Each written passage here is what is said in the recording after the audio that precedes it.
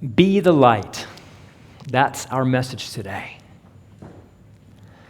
Back in July, at the Northeast Cobb Business Association, where I go and attend, sometimes it's a once a month meeting, there's a speaker each time, and it's a good way to network and share with other business leaders in the area and also to have some networking for our church, too. So this particular time, it was John Bridges. He was one of the senior vice presidents for Chick-fil-A, so pretty high up in the whole Chick-fil-A scheme. And John shared with us the 3 phases. Now it's in the 3rd phase for Chick-fil-A. The very first phase, of course, when he started out was build. You got to start by building, right? Then they had a 2nd phase that they're just now completing. Anybody have a guess what that one is called for their corporate and going forward? Build, then grow. Yes, her expansion would be the same thing. Yes, to grow. Build, grow. And any of us who have been to a Chick-fil-A anywhere around or even driven by one realize they've been building and growing a lot of Chick-fil-A, right? So they're really following through very, very well. But my favorite is the 3rd one. Anybody have any guesses what the 3rd phase is that John described? Prosper. Serve. Very close. Anyone else? Sustain. Give back, very, very close. The 3rd one is care. Care is what they're going for now. They've done plenty of building, they've done plenty of growing, and now the whole purpose is to have more care. And they're saying, too, in just kind of in a moment-to-moment, person-to-person way, when you have someone who is right there behind the counter, how do you show that care? And as an employee, too. And one way was competence. If you're ready and prepared and you are competent, that's one part.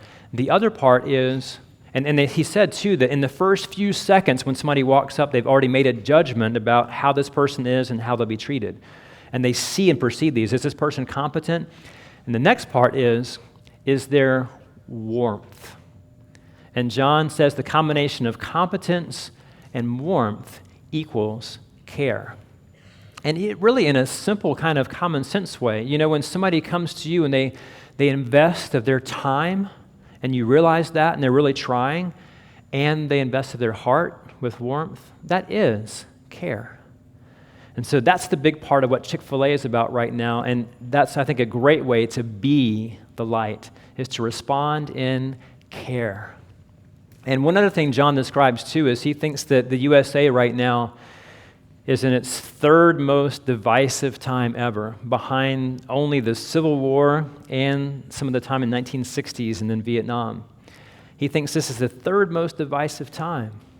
And he says that now is more important than ever. And for him personally, whatever the politics of anybody, whatever they have going on, as they come in and as he comes into contact with them, care.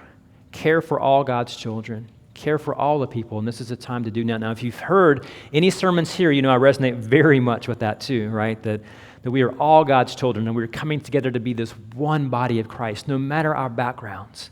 And I think that's a great way to live it out is, we have that sense of investing of self and time in a competent way with each other to show, and then through also our warmth, that we care for each other, and that we care for our visitors that come in as well. No matter who they are or where they're from, we care for them because they're a child of God.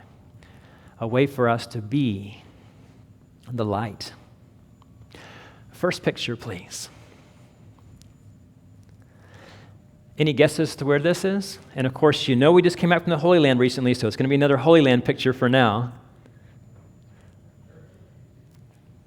This is the outside part of the Church of the Nativity in Bethlehem. I don't think anybody else took a picture of this, but as we were walking out, I looked back, and there's a statue of Mary, and the sky was opening up just right there. And if you were able to see all around the whole sky, it's all just filled with white clouds. That was that one little area of blue sky, and it just seemed to silhouette Mary. So I didn't know what I was going to use it for there, but I said, there's going to be a time for this for a sermon. So I took the picture of that.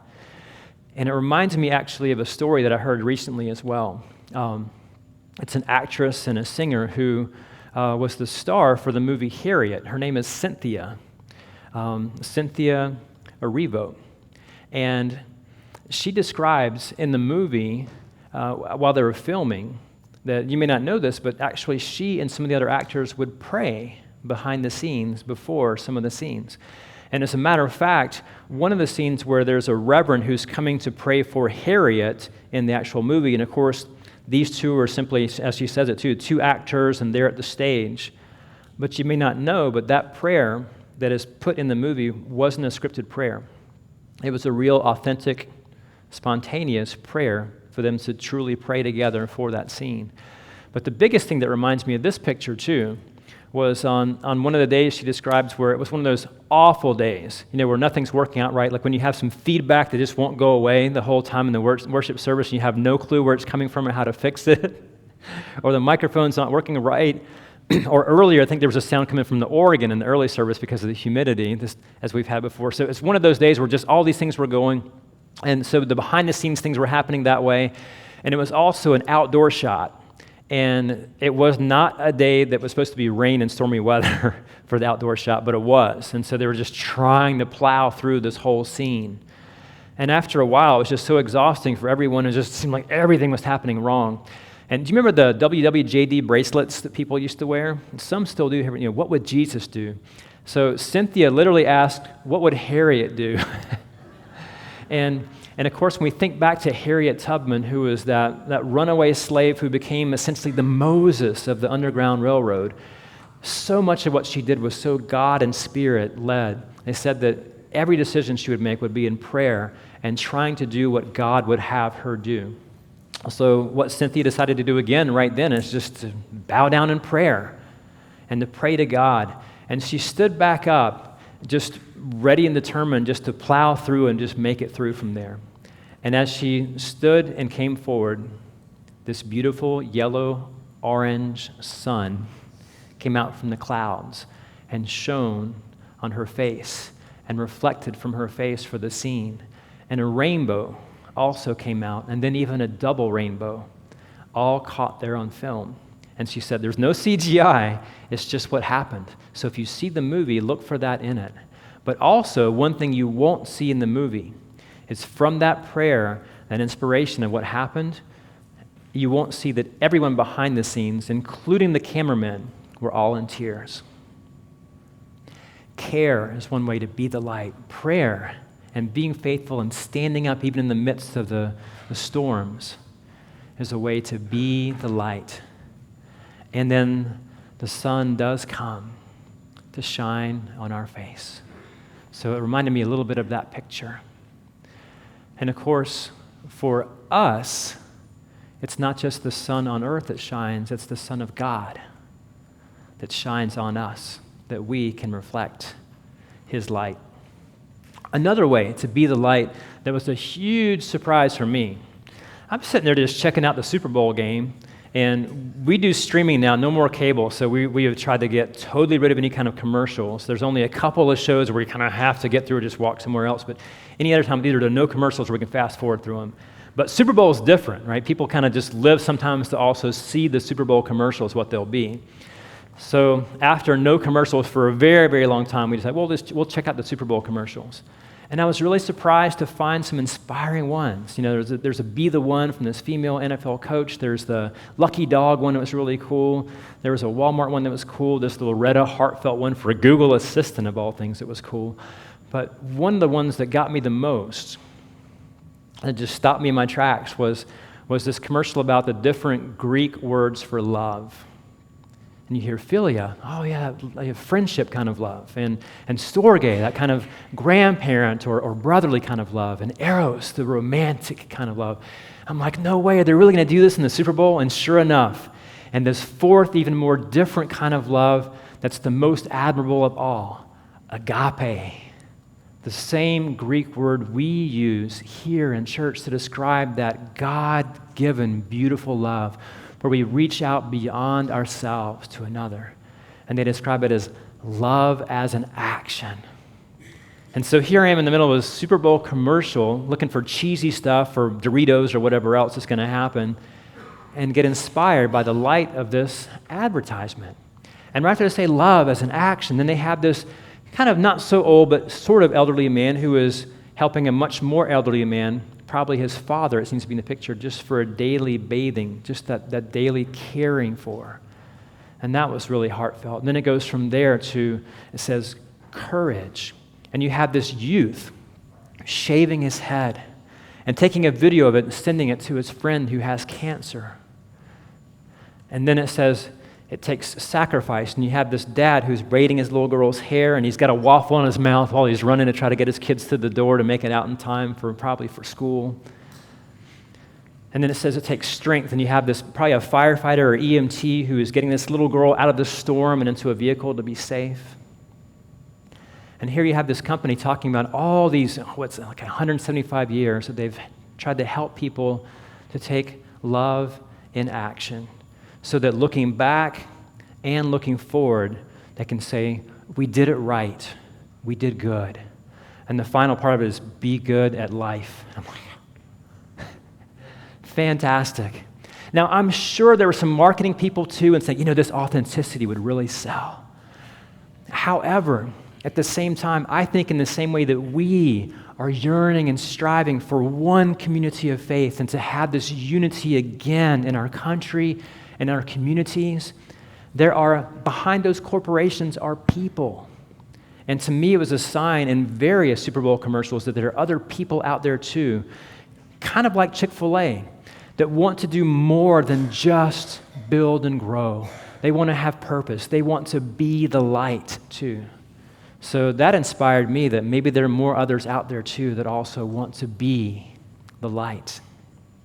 Jesus today in the gospel says, you are the light of the world. A city built on a hill cannot be hid. No one lights a lamp and then puts it under a bushel basket, but up on the lampstand so that it can be seen by all in the house. In the same way, let your light so shine before others that they may see your good works and glorify your Father in heaven. And of course, we remember those from hearing the children's message. Those are the very same words we hear after a baptism when the light is taken from that Christ candle and put to the small little baptismal candle and given to the baptized. The same is true for all of us. We have been given light from Christ to be that light to the world. Next picture, please. Any guesses as to what this is or where it is? Sea of Galilee, same guess the last two times too. But actually it's a little bit lower than Sea of Galilee. One more guess, and if it's even lower than that, what would it be? Yes. Sea of Galilee is like 700 feet below sea level, but Dead Sea is like 1,300 plus below sea level. Yes, this was coming back on the bus, and it's the moonlight shining over the Dead Sea and bringing light and life to the surface of that water where there seems to be nothing but death. I think this is kind of what's going on with us. Because you might say too, well, I'd like to be the light, but how am I the light of the world? I'm just me. And what would I do? And where does this light come from? And the good news for us is that all this light comes from Christ. The light that shines from the moon comes from the sun. The light that shines from us comes from the Son of God. It doesn't initiate with us. It's not the foundation just within us. It comes from Christ, and it is given to us in our baptisms and each and every day. And that light shines on us and in us and through us so that it might radiate and reflect and be shared with the world. That's where our light comes from. And so, yes, we do have that light. And the words of Christ are true. Yes, you are the light of the world because the very light of Christ shines in and through you for the sake of being reflected to the world in your unique way as a child of God to radiate and shine that light. So in a lot of ways, it's just in the little ways. Thinking back to John, it's how we care, to come in with warmth and just to care for folks. It comes in with prayer. It comes in with being willing to stand up even in the stormy weather. It comes simply from taking love in action, that agape kind of love, even in little ways. In the Super Bowl commercials and other things we're talking about and what Cynthia was talking about too, they're just little day-to-day things of reaching out.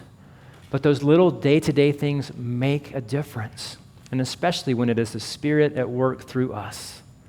Our lights do shine, and just like this moonlight, even those little small acts reflect, and they spread and twinkle and shimmer, and keep spreading out into the world. And as we add our light together in community, it expands more and more to give light to the sea, to give light to the world. So may we take that with us this day out into the world that finally is getting some light from the sun too for the first time all day and from all night. Let your light so shine before others that they may see your good works and glorify our Father in heaven. Amen.